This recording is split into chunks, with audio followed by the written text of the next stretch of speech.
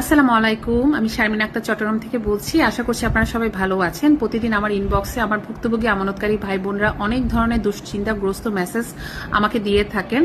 আসলে সবগুলো মেসেজের রিপ্লাই একসাথে দেওয়া সম্ভব না, তাই আমি একটা ভিডিওর মাধ্যমে আপনাদেরকে কিছু কথা বলতে চাই। আমাদের বর্তমানে যে সরকার নির্বাচিত হয়ে এসেছে, এটা আমাদের সবার জনগণের ভোটে নির্বাচিত সরকার। সরকারের প্রতি পূর্ণ আস্থা আমাদের সবার রাখা উচিত। সরকার কোনো ডিসিশন যদি আমাদের জন্য নিয়ে থাকে, এটা আমাদের বুঝতে হবে আমাদের আমানতের সুরক্ষার জন্য সরকার ডিসিশন নিচ্ছে। সরকার যদি মনে করে আমাদের আমানতের সুরক্ষা মালিকানা পরিবর্তন করে সম্ভব, সরকার সেই যদি ডিসিশনে, সেটা তো আমরা সমর্থন জানাই। সরকার যদি মনে করে মালিকানা পরিবর্তনের সাথে মার্জ বাতিল করা পসিবল অ্যান্ড এটা করলে আমাদের জন্য ভালো হবে, সেই ডিসিশনও সরকার নিতে পারে।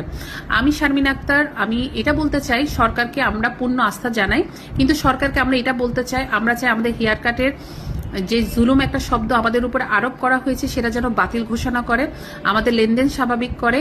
আমরা রাস্তায় রাস্তায় আন্দোলনে থাকতে চাই না। নতুন মালিকানা যদি আসে, আমরা নতুন মালিকদের কাছে এটাই শুধু রিকোয়েস্ট করব, আমরা চাই ব্যাংকগুলো দাঁড়িয়ে যাক। আমরা চাই আপনারা সুষ্ঠুভাবে আগের মতো ব্যাংকটাকে পরিচালনা করে আপনাদের ব্যবসায়িকভাবে দেশকে অ্যান্ড ব্যাংককে অ্যান্ড আমাদের সবার জনগণের যে মালামাল, আমরা সম্পদ, আমাদের সবকিছু যে টাকা পয়সা ব্যাংকে জমা রেখেছি, সেটা যেন সুরক্ষা থাকে। এটার জন্য অবশ্যই আপনারা চাইবেন আপনাদের ব্যাংকের এই কার্যকলাপ যেন সুন্দরভাবে পরিচালনা হয়। আর তার জন্য প্রয়োজন আমানতকারী সুরক্ষা, যেটা আপনাদেরকে হেয়ার কাটের মতো শব্দটাকে বাতিল অবশ্যই ঘোষণা করতে হবে।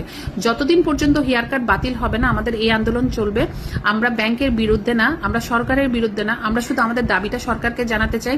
নতুন যদি মালিকানা পরিবর্তন, তাদেরকেও জানাতে চাই হেয়ার কাট থেকে আমাদেরকে প্লিজ অব্যাহত করেন অ্যান্ড আমাদেরকে এই জুলুম থেকে রেহাই দেন। আমরা চাই আমাদের ভ্যালুয়েবল সময়টা আমরা প্রোডাক্টিভ কাজে ব্যস্ত রাখি। এভাবে রাস্তায় রাস্তায় আন্দোলন করে আমরা নিজেদের সময় নষ্ট করতে চাই না। আমরা দেশের জন্য, দেশের স্বার্থে কাজ করতে চাই। সবাই ভালো থাকবেন, দোয়াই রাখবেন। আল্লাহ হাফেজ।